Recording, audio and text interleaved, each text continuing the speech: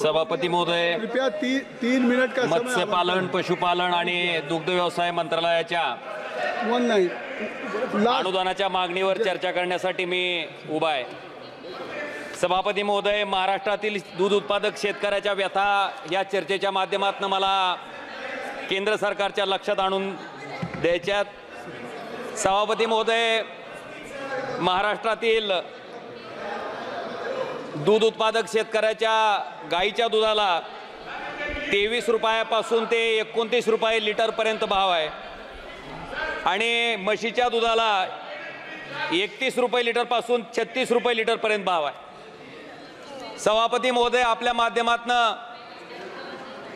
आणि हे दूध उत्पादन करण्यासाठी जी त्या ठिकाणी खाद्य पशुखाद्य त्या ठिकाणी शेतकऱ्याला आवश्यक आहे, त्याच्यामध्ये पशुखाद्याचा 50 किलोचं पोतं 1750 रुपयाला, सरकी पेंडीचं पोतं जर घेतलं 50 किलोचं तर 1550 पासून ते 1650 रुपयापर्यंत आणि खापरी पेंडीचं पोतं 3000 रुपयापासून ते 3500 रुपयापर्यंत। सभापती महोदय, ह्याचं गणित जर आपण घातलं तर वस्तुस्थिती अशी आहे की शेतकरी जो दुग्ध व्यवसाय करतोय त्या शेतकऱ्याला आत्महत्या केल्याशिवाय दुसरा कुठला पर्याय त्या ठिकाणी राहतोय।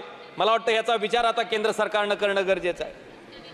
स्वतःच्या रक्ताचं पाणी करून जे दूध त्या ठिकाणी शेतकरी उत्पादित करतोय त्या दुधाला 23 रुपयापासून 29 रुपये लिटरपर्यंत भाव आणि बिस्लेरी बाटलीच्या जर पाण्याचा भाव आपण 1 लिटरचा बघितला तर त्याचा 20 रुपये लिटर त्या ठिकाणी दर आहे। किती विदारक परिस्थिती सभापती महोदय दूध उत्पादक शेतकऱ्याची आहे।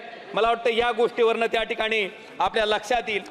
मी या ठिकाणी दूध उत्पादक शेतकऱ्याचं एक पावती तुम्हाला या सभागृहाला दाखवू इच्छितो की जवळपास 25 रुपये 74 पैसे लिटर फक्त दुधाला भाव त्या ठिकाणी शेतकऱ्याला मिळतोय।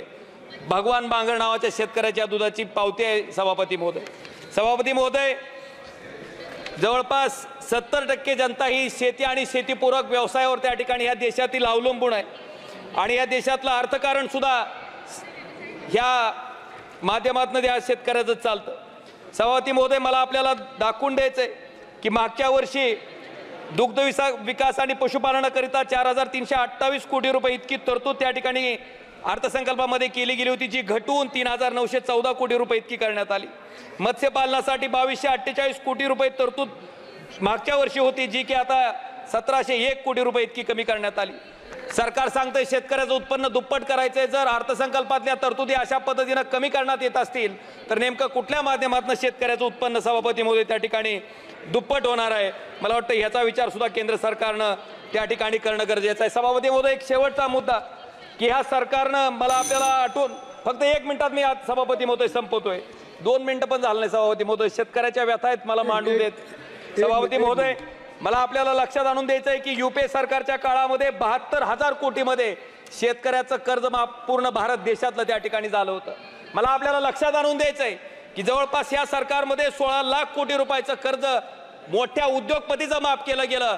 मला वाटते 22 वेळेस आमच्या सर्वसामान्य शेतकऱ्याचं देशातल्या कर्ज माफ करता आलं असतं, पण सभापती महोदय एकदाही शेतकऱ्याचं कर्ज त्या ठिकाणी माफ केलं गेलं नाही। पण मोठ्या उद्योगपतीचं मात्र त्या ठिकाणी 16 लाख कोटी रुपयाचं कर्ज या ठिकाणी माफ केलं गेलंय। मला वाटतं ही दुर्दैवाची गोष्ट आहे।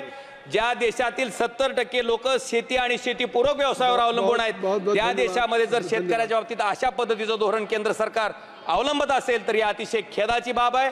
माझी आपल्या माध्यमातून केंद्र सरकारला विनंती आहे की या ठिकाणी दूध उत्पादक शेतकऱ्याला दिलासा देण्याच्या बाबतीत केंद्र सरकारनं ठोस पावलं उचलावी, ही मागणी मी आपल्या माध्यमातून केंद्र सरकारकडे करतो। धन्यवाद सभापती महोदय। धन्यवाद।